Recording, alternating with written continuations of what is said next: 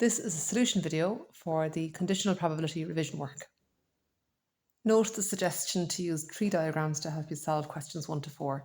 So that's how we'll start question 1. We'll have a read first and then just check how to set up our tree diagram. So there are 10 sweets in the bag, lemon and lime are the options, 2 sweets selected at random, and find the chances they are not the same flavour given that one of them is lemon. So the first thing again there is just to identify how we know it's conditional probability, and it's that keyword given. Sometimes they'll use the word if instead. So a column for each sweet selected, outcomes and probabilities. Pause the video here for a moment yourself while you give this a bash if you didn't do it already. Okay, so starting at the start then, sweet 1, I select a sweet from the 10 sweets in the bag and it can be lemon or lime. I'll know the probabilities also. You can write these as decimal or as fraction. Fraction's probably better here actually because I'm going to take a sweet out and then I'm going to take a second sweet. So I'm going to affect the number of sweets in total in the bag for that second selection. So having selected lemon the first time, chances of choosing it again are 2 out of 9 because there's 2 lemon sweets left in the bag and there's 9 sweets in the bag remaining. 7 out of 9 for lime. If lime was selected first, then 3/9 and 6/9 for lemon and lime second time around. Okay, now it's going to be outcomes and probabilities.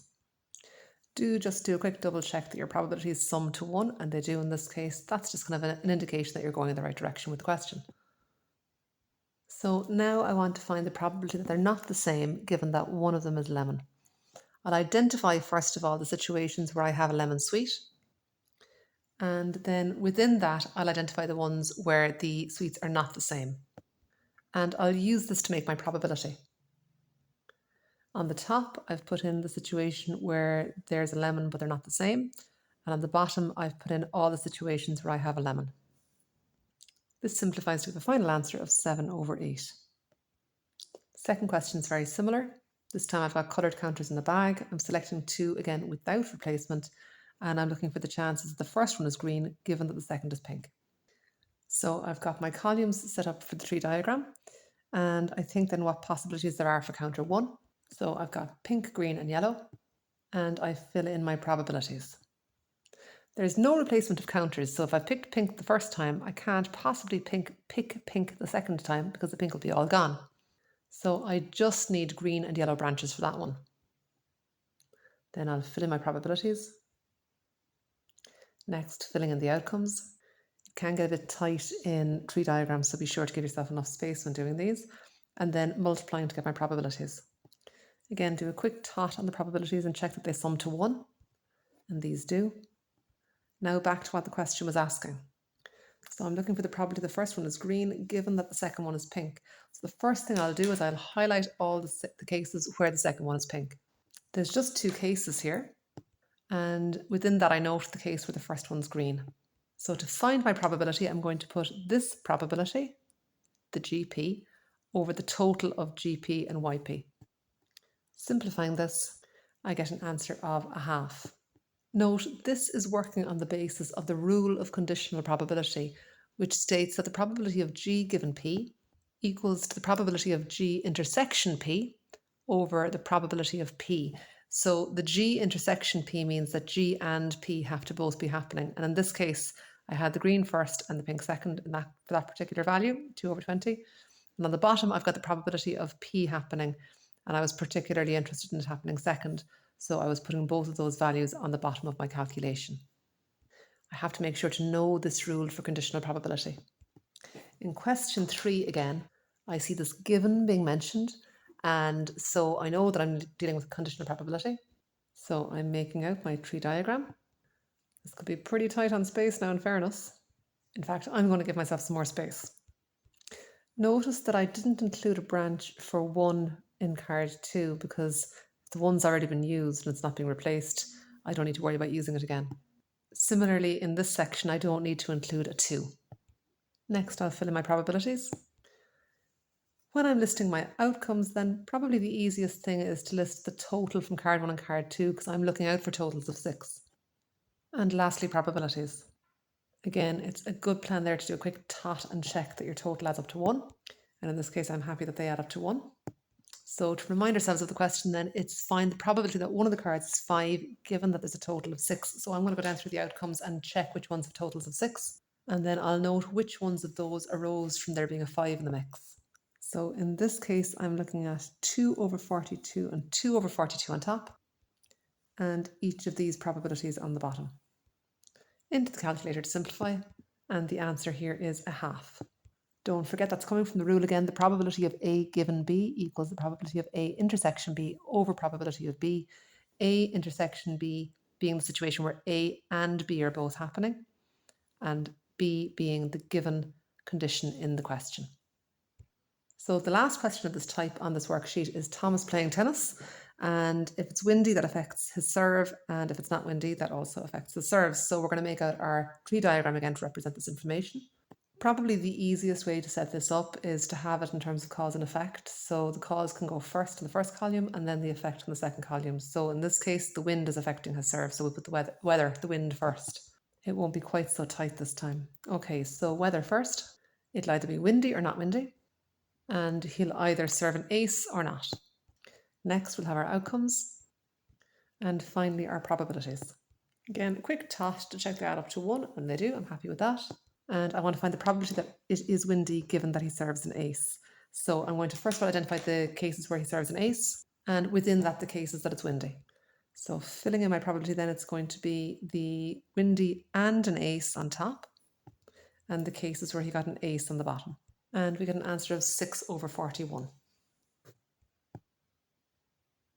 Okay, so then next we're on to the Venn diagram type questions.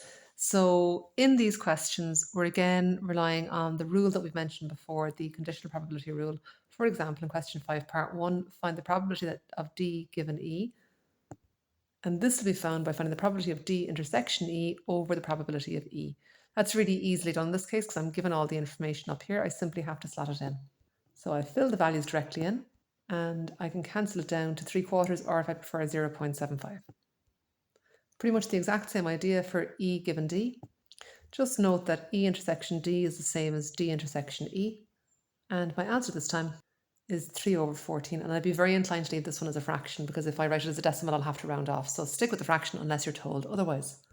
Question 6 is equally straightforward, giving 4/9 for part 1 and 4/7 for part 2. So no big deal with either of those questions. It's just a question of know the rule, fill the rule in. Question 7 is a slightly different proposition because I'm not directly given the information that I need. So I am told probability of B and probability of C, but I'm told then B union C. So I'll need to find that intersection myself. I'm first of all just going to make a note of that formula so I'm very clear on what I need. Okay, so the missing piece of information here is B intersection C. To figure this out, I'm going to draw a Venn diagram and I'll fill in everything that I can. So I'm going to start by having a look and saying, okay, well, probability of B is 0.6 and C is 0.25. The whole thing together is 0.7. And I just notice if I look at the two of these, they actually make up 0.85, which is obviously bigger than the total for B union C. So what I'll do is I'll subtract the 0.7, which gives me 0.15, and that's actually the value for the intersection. I'm just going to fill in the rest of this diagram for completeness. So I've got 0.45 in here and 0.1 in here. And you can see there that B totals up to 0.6. Just be very clear that when we talk about the probability of B, we talk about the entire set B, not just this portion out here. The probability of C is this entire set here again. Okay. So back to finding my conditional probability. So, well, I've got the intersection now. So I'll have 0.15 over 0.25, giving a final answer of 3 over 5, or if you like, 0.6. Okay, so I can use the same diagram now. So for part 2, and I've all the necessary working out done. Again, C intersection B and B intersection C are the same thing. It's just the overlap in there. So I can fill my values into my probability and get an answer of 1/4, or if you like, 0.25. And finally on to question 8. So in question 8, we're told that the probability of x is 0.9 and the probability of y is 0.4. And we're told that x and y are exhaustive. So what that means is x and y are the only options. There's nothing outside of those two options. So that's going to inform how I draw my Venn diagram. If x and y are exhaustive, I have nothing outside of them, so I don't really have to fill in the universal set. If I do, it'll just remain empty. I'll add those up and I'm going to get 1.3. Now, notice that I'm not told what the probability of x union y is, but I don't need to be because they're exhaustive. That means they cover all possibilities. That means that's a probability of 1. So I know now to fill in 0.3 into the intersection. Again, no harm to complete the diagram. And again, just bear in mind that the probability of x is the entire x set and the probability of y is the entire y set. Again, of course, I need to know my conditional probability formula. So probability of x intersection y over probability of y for this first one, giving 0.3 over 0.4 or 3/4. And again, for the second one, knowing the conditional probability formula is crucial. It's going to be the probability of y intersection x over probability of x. So in this case, 0.3 over 0.9, which simplifies to give us 1/3.